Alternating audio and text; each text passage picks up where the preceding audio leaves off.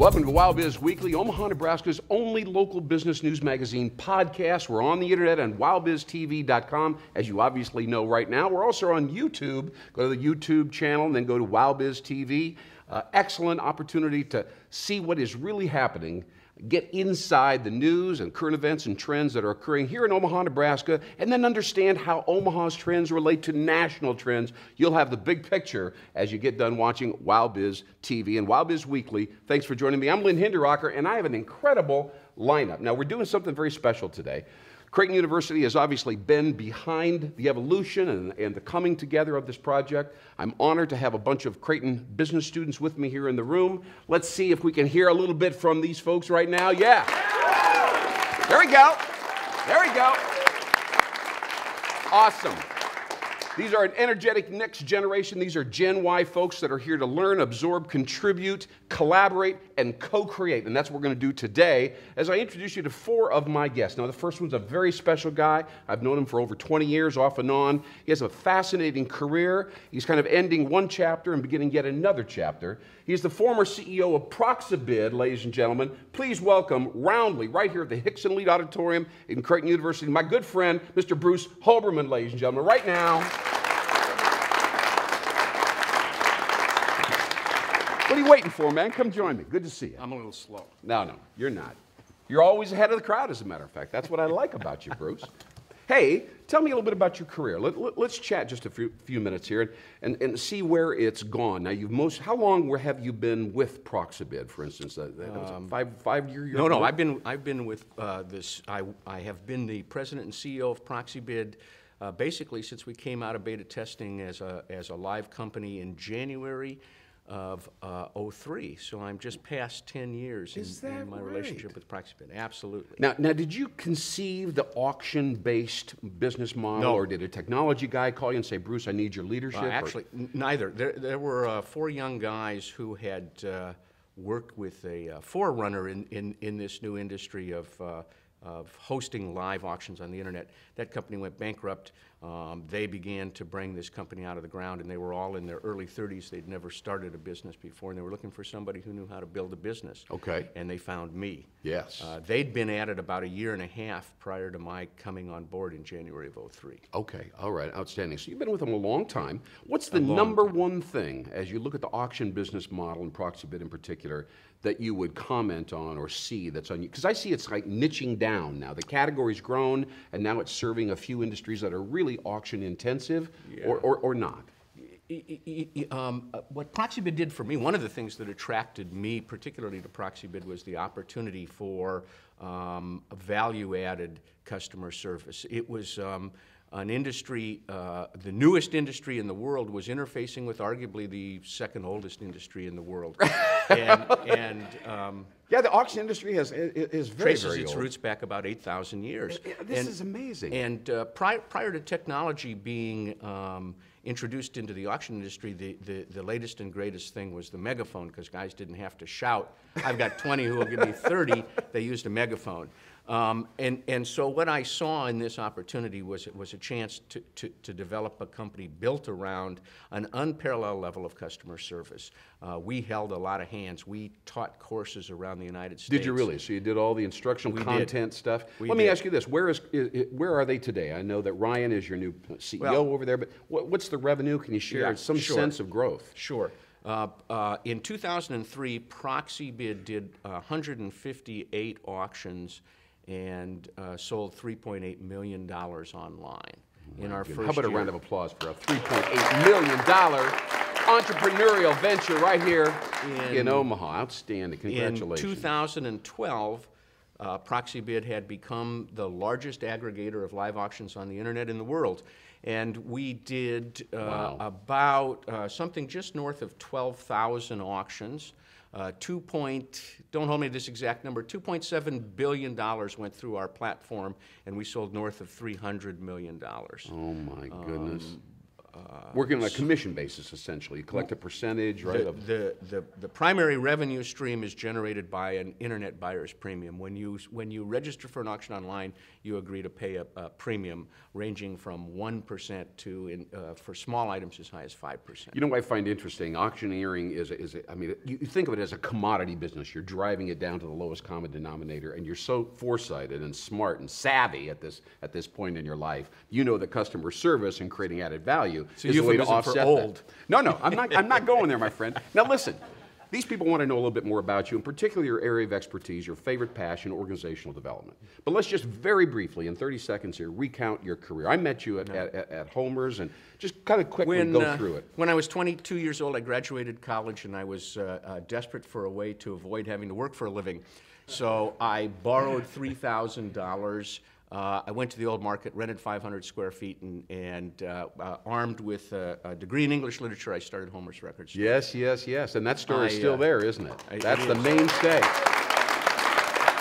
If you want to look for the newest music, you know, we all know Homer's down I've been gone for a long time. Along the way, I started a distribution company that distributed pre-recorded music. Right. A division that distributed consumer electronics, and finally a division that distributed office products to small storefronts.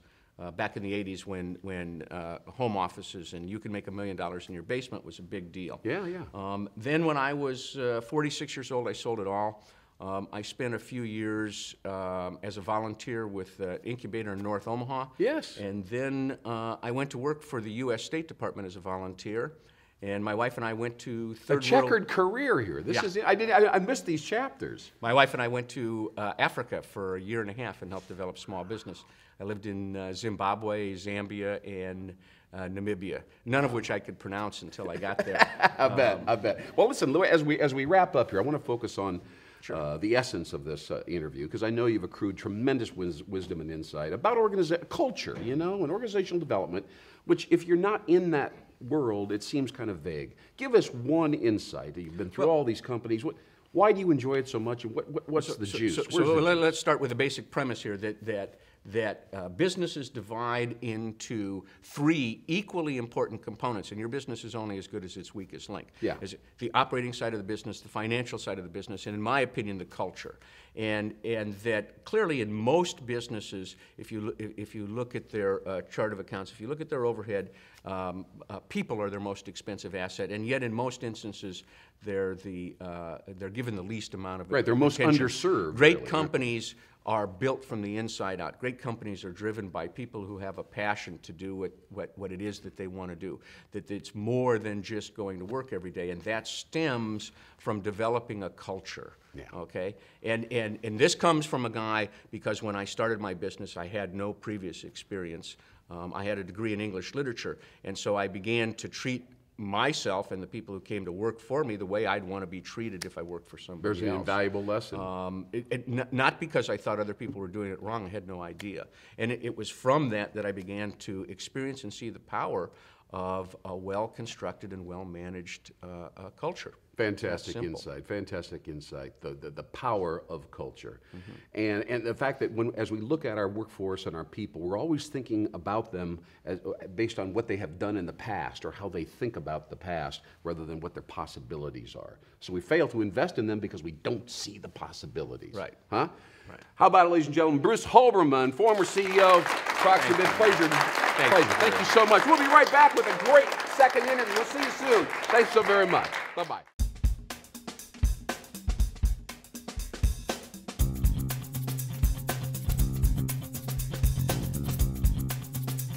You know, social media is redefining the platform. Our communications, our whole business model is being rethought because of that incredible conversation. Some of us are in the middle of it. Some of us haven't jumped in yet. And many of us who are involved in social media are a little discouraged and a little unsure about whether we're really making a difference. Thus, a new industry has evolved. A lot of it is coming out of India, interestingly.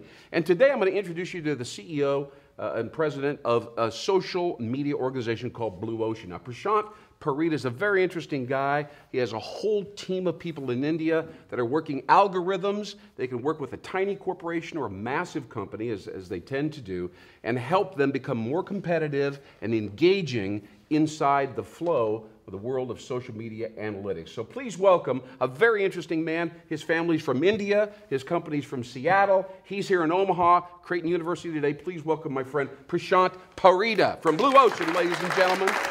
There he is. Good to see you. Thanks for coming. Outstanding. Thanks for coming this long way. Yeah, but I love the weather here. Yeah? The single coldest day of the year, right, here in Omaha, Nebraska, right? Yeah. How do you like this facility? Nice, huh? Amazing, amazing. I mean, when you told me it was great, I think it is really great. Yeah, it's fantastic. Yeah. Thank you so much. Well, there's so much that we want to talk about with you. This is a very interesting, explosive industry. Before we do that, why don't you explain to everybody what is Blue Ocean and the general feel of social media analytics? Many of us don't even know what we're talking about there. Sure. Let me first correct you. We've been a company for about last 2 years or so. Okay, all right. And I'm not the CEO. I lead one of the lines of business there. Thank which you. Is around I stand social corrected. media. You look like the CEO, by the way. I could have given you that credit. Thank you. I think, like you said, it's very interesting, to get lost in social media because there's a lot happening. I think a lot of students here will recognize that. Yes. There's a lot happening in social media, but how do you really make sense of the social media for business is very key. Yeah, it's like a tsunami if you've ever stood on the edge of it and a huge wave coming at you. You don't really know what's going to happen next or where everything's going to be. Yeah. So this world of social media analytics, where did the industry come from? Did it come out of India or who came up with the notion of let's analyze these millions of conversations and look for patterns and then figure out a way to create value within that Who came up with that? Do you know? I'm not sure if some one person came up with that, but I guess what was happening is a lot of brands are now trying to engage with customers, consumers on social channels. Now, let's say if you look at Coca-Cola or Pepsi or any of these big brands. Microsoft, for example. Now, how do you really connect with millions of customers unless you know what is very important to them? Right. So if you know what is important to them, what concerns them, what is useful to them, that's where you begin. And because there is so much data, it makes sense to really go deeper and figure out what makes sense. I think that's where the whole idea of analytics came into play. Yeah, okay. And that's where we came into being. And Blue Ocean has been around technically how long? About 13 years now. Really? Yeah. Okay. All right. Now tell us. Let's dive into it. What is it's such a rapidly evolving industry.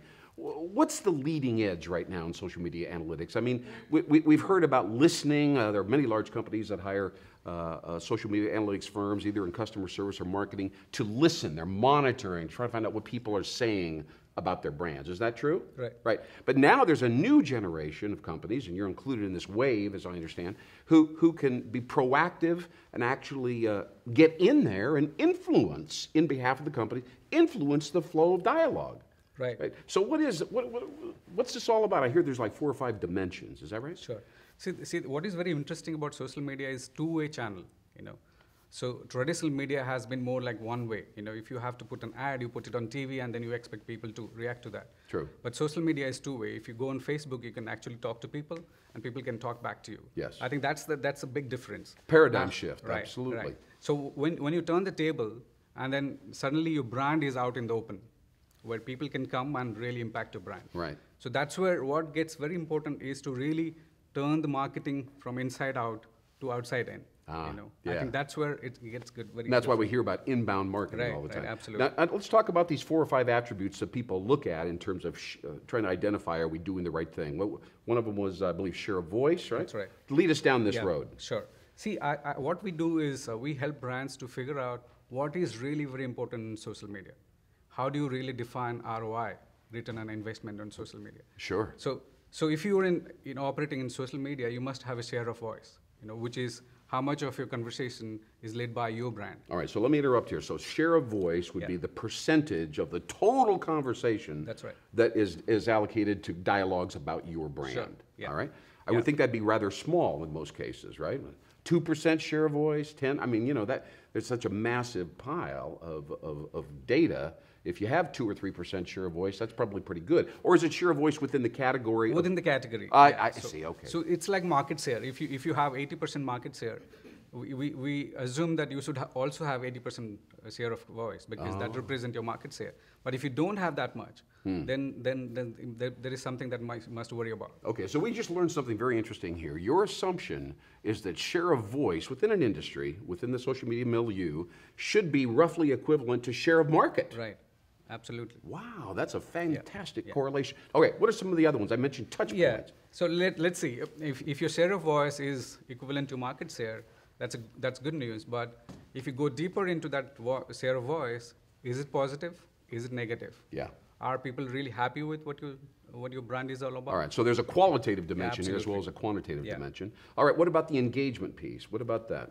So we see a lot of people, pursuing likes on Facebook, So we say, there are 1 million likes. Thumbs up, thumbs down, like me. Yeah, but if you ask a brand manager, what does it really mean to you? Then they would typically say, well, I don't know. How many customers did you make out of that 1 million likes? Yeah, how many thumbs up do I have to get on Facebook before people actually buy another 5 or 10% of my product, right? Absolutely. So does it really mean customers? Does it really mean revenue? Yeah. Is what is important. Yeah, we're looking for tangible outcomes and actionable intelligence. So we've talked about share of voice, we talked about touch points. Let's name 1 or 2 more quickly and then we'll wrap up. So the other piece is influencer and advocates. Like we know, social media is about word of mouth. So if you like something, then you will tell 10 other people. Pass it along, it becomes viral. That's right. Okay. So we have a measure called influencer and advocates. Okay. So if you have more influencers, more advocates talking about your brand, that actually helps your brand grow faster and bigger. Yeah. So some of these guests that we have on today would be influencers, right? Absolutely. Extremely influential, Absolutely. right? Okay. And then finally, is there anything else? We have the influencers, share of voice, engagement, pass along, and finally, net sentiment. Net sentiment. Net sentiment. So I've been asking my wife about what net sentiment she has for me recently. I don't know if it's, I can't get to the bottom line there. Right. Yeah. So after all your interactions, how do you really feel about a relationship is possibly net sentiment. That's exactly if what you I've feel been asking positive my wife about lately. it. That's amazing. Yes, sir. All right. Yeah. How about it, ladies and gentlemen, from Prashant Parita, here from India, Blue Ocean, social media analytics. You got it. Thank you so much for joining me. Outstanding interview. Thank you for coming, Prashant. All right. We'll be right back.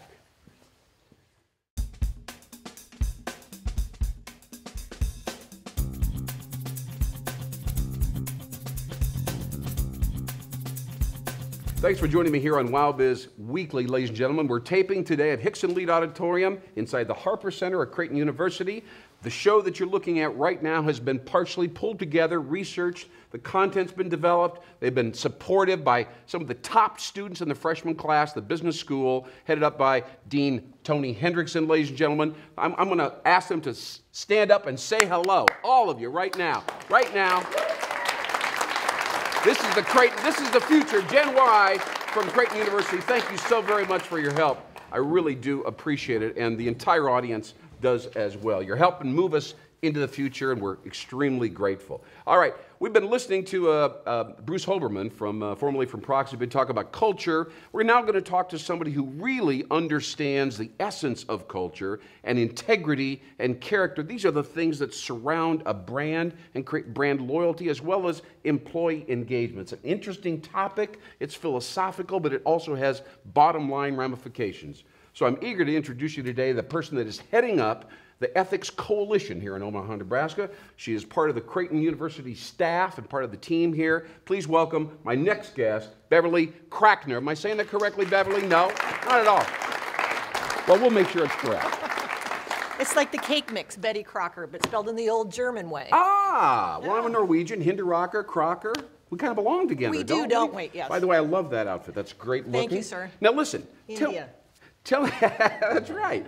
Tell me, everything connects, doesn't it? Indeed. All right. Now tell me, how long has this ethics coalition existed? I think it's been 3-4 years that I've been aware of it. Actually, the Business Ethics Alliance has been a standalone 501c3 for about 7 years. 7 years. Yeah. And you're evolving. I know you have events and speakers, some very interesting things going on. We do. We think that the business community is like a web of relationships, and we've created nodes of conversation about business ethics on the in that web. So for executives all the way down to kids. Nodes of conversation. Exactly. You know, I'm kind of a word person. I love to gravitate to phrases and sound bites, and I'm not going to forget that. Okay. Nodes of conversation. Do you think maybe Wild Biz Weekly could be considered a node of conversation? Indeed. Huh? Yeah. There's a yeah. little concentration of information exchange. All right, so let's talk about ethics for just a minute. Okay. You know, we've come out of a really rough period in our economy. A lot of well-intentioned business owners, right? You know where I'm going here?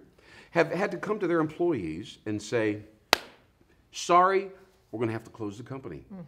I can't make payroll next Thursday. Sure. I feel terrible about it, but market conditions are what they are, and please accept my apologies and have a good career. Now, that conversation went on many, many times. Was that business owner unethical? By letting people go, Well, you're asking? Yeah. No, I mean, business, you have to make a profit. I don't think that it's the end of business, but it's a byproduct.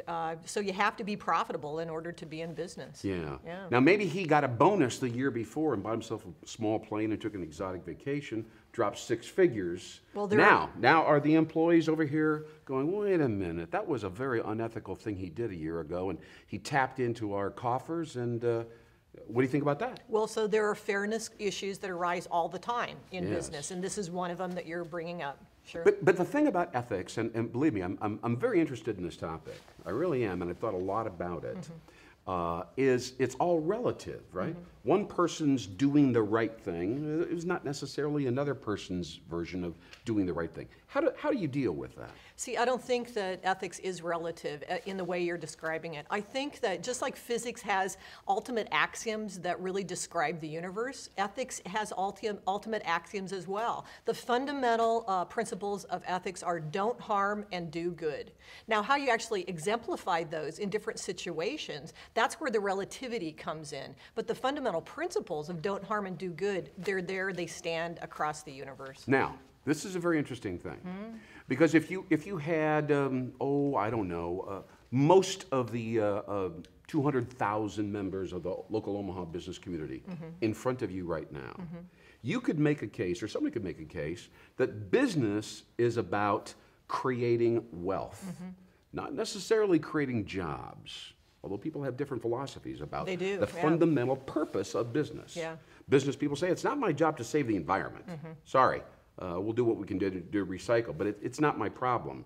And yet scientists will take a look at the global warming trend and all that kind of stuff, climate change, and say, business is, 47% of all the carbon comes out of the business sector and the decisions that they're making. All right, so there's very interesting ethical issues going on. How do you weigh in on that? How do you help people make conscionable decisions in the midst of this confusion and grayness that surrounds the business community? I think we have to continually remind businesses in particular that if you are ethical, you have a great opportunity for employee engagement and customer engagement. And so being ethical drops down to the bottom line in the sense of profitability. And we have in the Business Ethics Alliance videos of small businesses and large businesses that give stories around, if you create intentionality around ethics in the culture of the company, yes, then your employees are more loyal to you.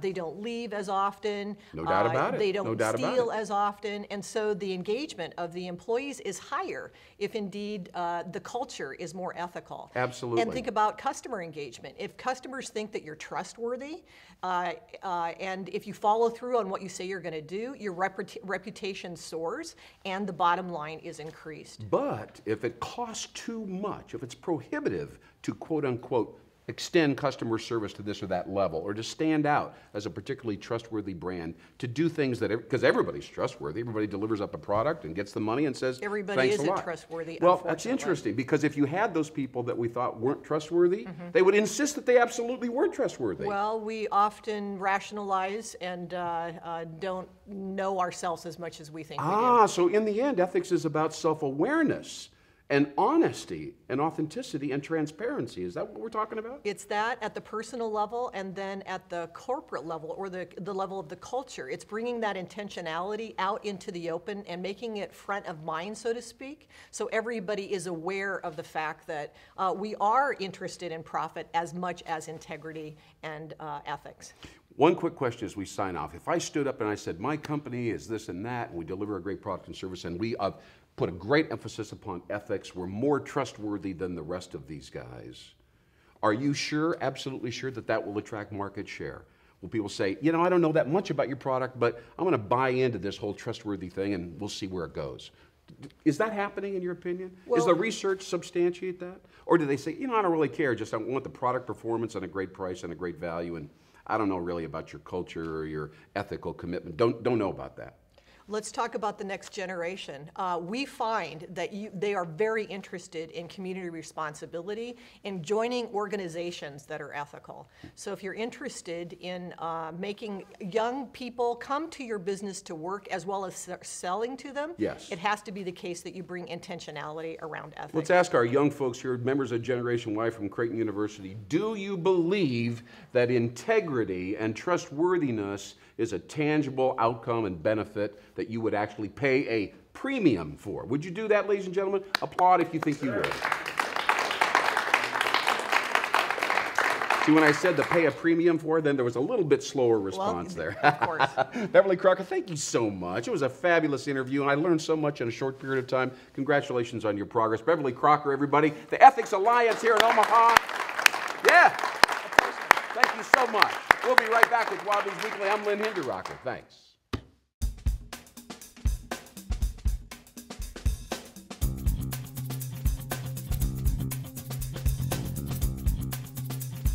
You know, we live in a global economy, and the only thing that can pull us together, it's not technology, ladies and gentlemen, it's communication. Thanks for joining me here on Wild Biz Weekly. I'm Lynn Hinderrocker. This is Omaha, Nebraska's only local business news magazine podcast. We tape with the assistance, produce this whole show with the assistance of Creighton University and their great College of Business Administration, including Dean Tony Hendrickson. Terrific job. Creighton University's helping us out a lot. Ladies and gentlemen, Creighton, yeah. There we are. There we are.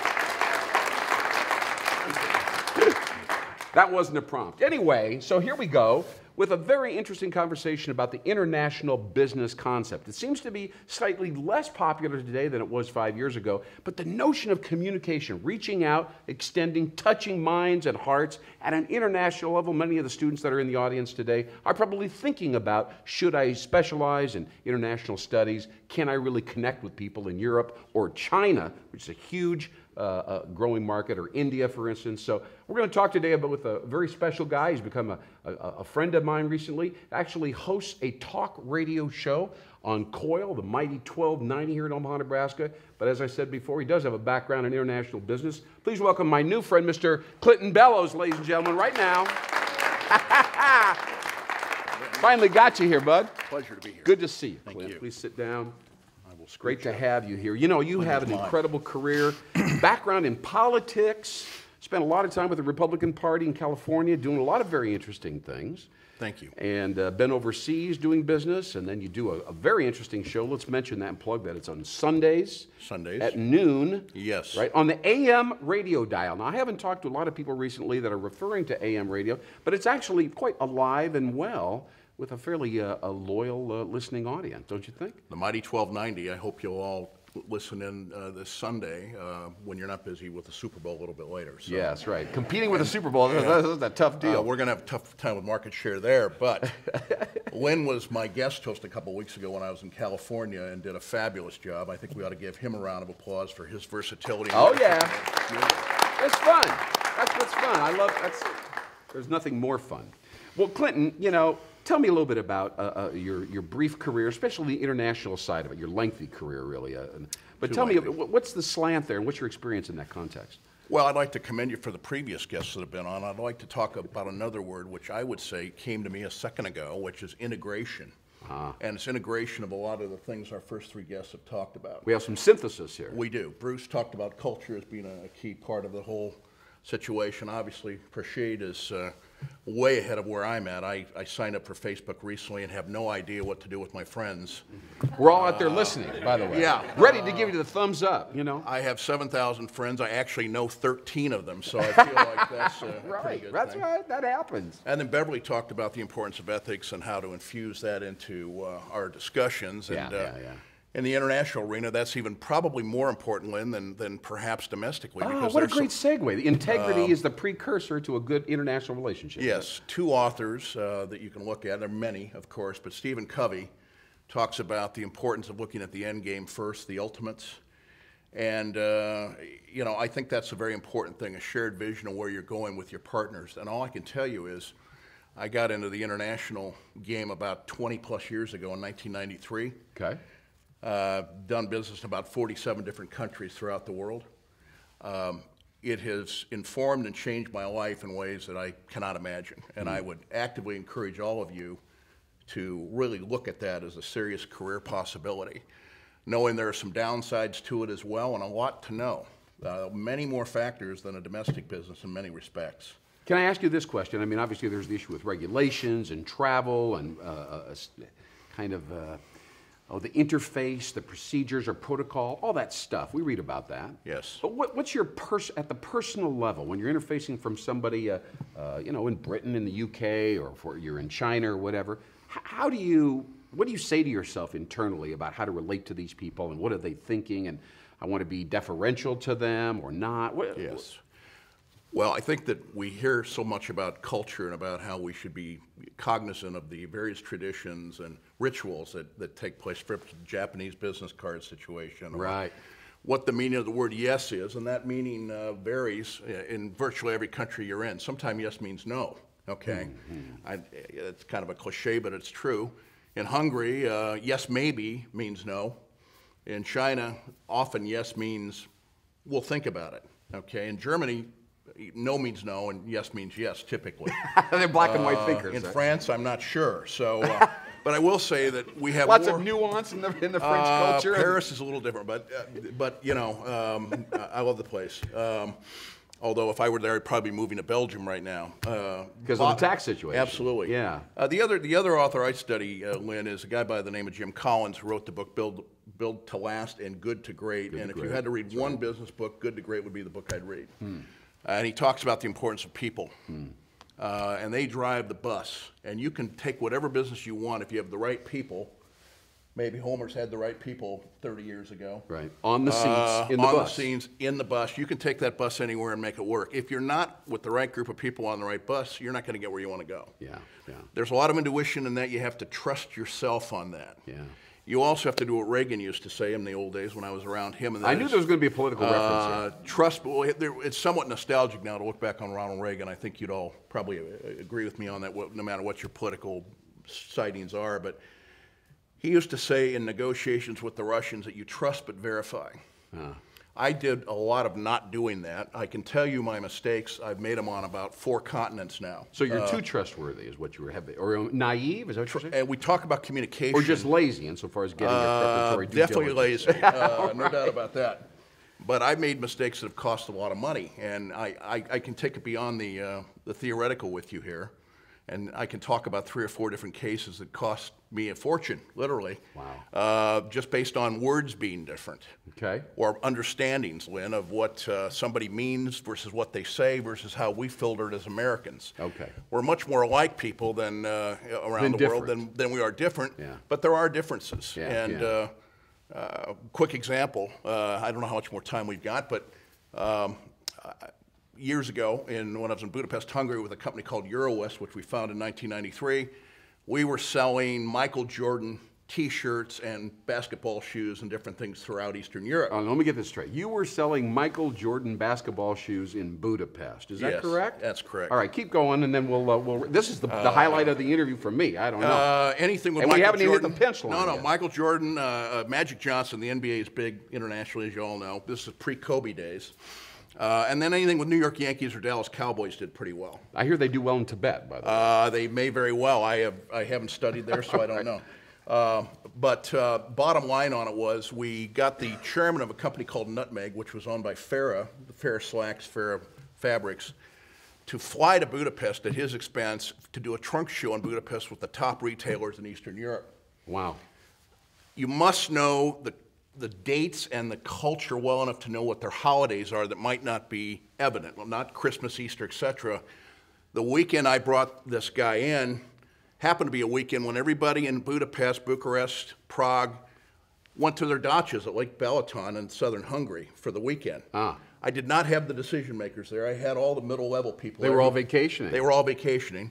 Wow. So I knew this guy was going to be extremely upset. I went out and hired the best looking male and female models in Budapest I could find. Oh, yeah. See, now you're being innovative and entrepreneurial. To model. Not sure there's a lot of ethical underpinnings there. We were trying to put You our see, best it's foot relative, forward. right? It is relative, and it's a matter of marketing promotion. Yes, yes. But the bottom line on that is that because they weren't there, they couldn't make the decision, and I had agreed to purchase $75,000 worth of T-shirts. Yes, right. Which I had to pay for, okay?